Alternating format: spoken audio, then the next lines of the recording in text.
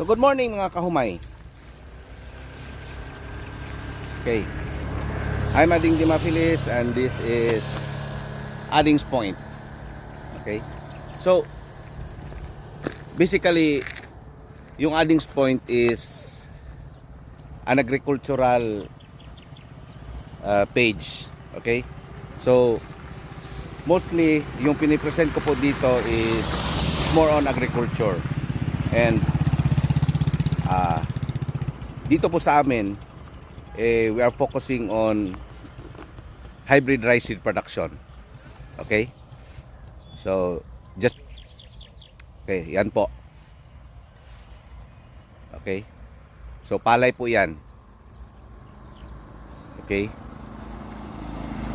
and then it's hybrid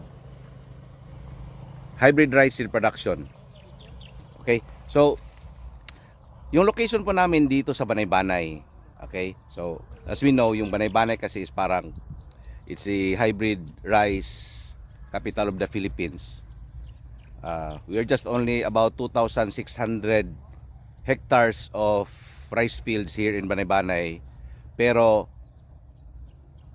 nasa mga 65 to 80% po dito sa amin nasa seed production po lahat. So yung mga private companies nandito po. So doon po sa mga dati ko na mga videos pinapakita ko doon yung sumasali kami ng mga rice techno demos, hybrid rice techno demonstrations doon sa mga karating na mga probinsya like Zamboanga, Bukidnon, Agusan, Surigao, and then meron din kami sa Visayas. Ganun po. So we are from the Davao Oriental Seed Producers Cooperative or the DOSEPCO. So we are in collaboration with PhilRice. So ginagawa po namin yung mga parentals ng PhilRice, kami po yung nagmo-multiply dito. Okay? So ang ipapakita ko po ngayong araw yung nasa video ko nung nakaraang week dun sa Mistiso 20 na ipinapakita ko. Itinatanim na po namin, sinasali na po namin yan sa mga techno demonstrations namin na sinasalihan yung Mistiso 20 NSIC RC204H. So kasali po yan sa procurement ng na seeds ng government na ibinibigay doon sa mga farmers natin. Okay? So ito po, may papakita po ako. So ito po na area is Mistiso 20. Ito po yung parental lines. Okay? Yung ginagawa nila is nag-GA3 po. GA3 application or gibberellic acid application. Okay? So ginagawa po ito usually pag nasa tamang edad na yung mga palay natin na lumalabas na yung mga uhay. So they are doing this para hahaba yung mga palay natin. Okay? So as you can see, meron na. May mga pakunti-kunti na pong lumalabas na mga na mga uhay. Okay? So ito po, yan. Okay. So yung nakikita nyo, yung light green, okay, yung parang dilaw yung kulay, light green, iyan po yung lalaki. Yun po yung male parent. Ito namang dark green na nasa gitna na malapad, ito po yung babae. Okay? So hybrid rice reproduction po ito, may lalaki tsaka may babae. So may male parent tsaka may female parent. Okay? Yan po. Okay. Yan po lahat. 6 hectares po ito na hybrid rice seed production.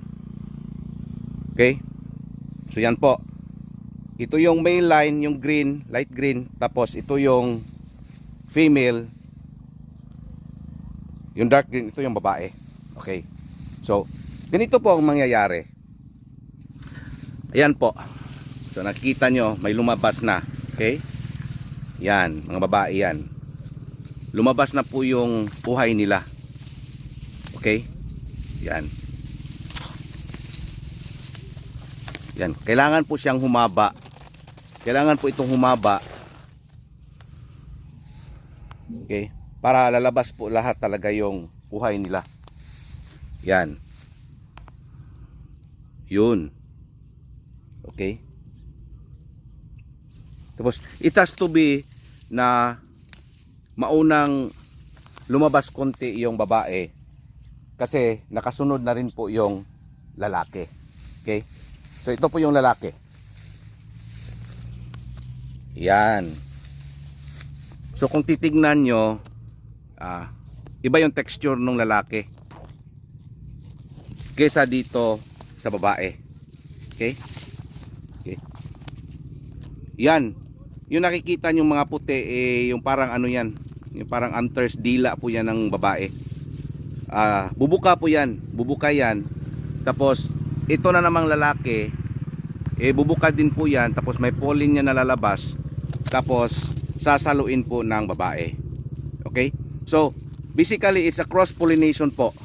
Cross pollination ng male line ng lalaki at ng female line or yung babae. Okay, so ito po lahat, kung nakikita nyo, lalabas po lahat yung babae at ito ding lalaki na linya, lalabas din po lahat itong lalaki. Okay? So may mga manpower po tayo nagagawa ng siguro mga 3 to 4 days from now. 3 to 4 days from now magpe-perform na po tayo nung supplementary pollination. Okay? So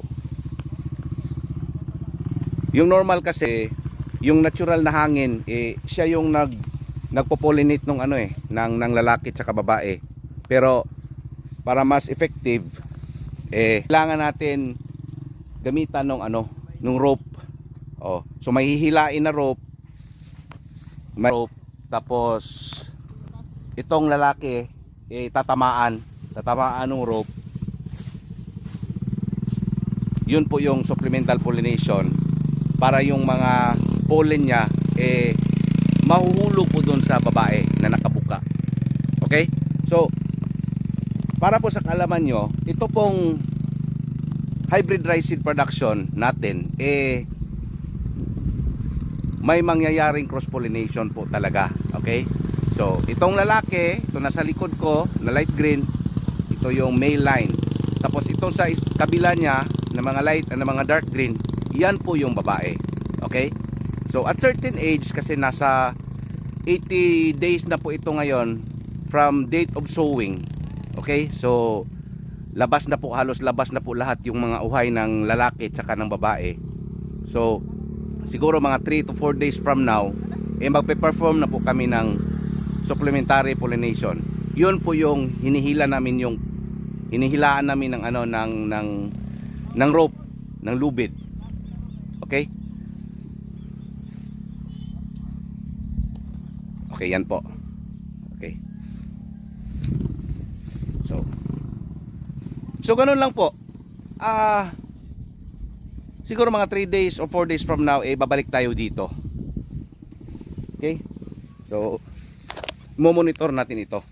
Ito kasi, yung resulta kasi nito, ibali yung anak ng babae, yun yung tinatanim ng mga rice farmers natin ng mga F1 seeds. Okay? Kumbaga yung F1 is first filial produced na mga seeds galing po sa hybrid na ito, na mga male tsaka female line. Okay? So yung may-ari area na ito, kasamahan namin. Okay? So this is from the Dosepco hybrid rice seed production. Seed grower Marvin Alingalan. Okay? Shout out Marvin Alingalan. So hanggang sa susunod po, ipapakita ko po sa inyo kung ano na yung forma pag nakalabas na po lahat. Full bloom na po yung Mestizo 20 natin. Female tsaka male line po. Hybrid rice seed production ng Mestizo 20. Good morning mga kahumay.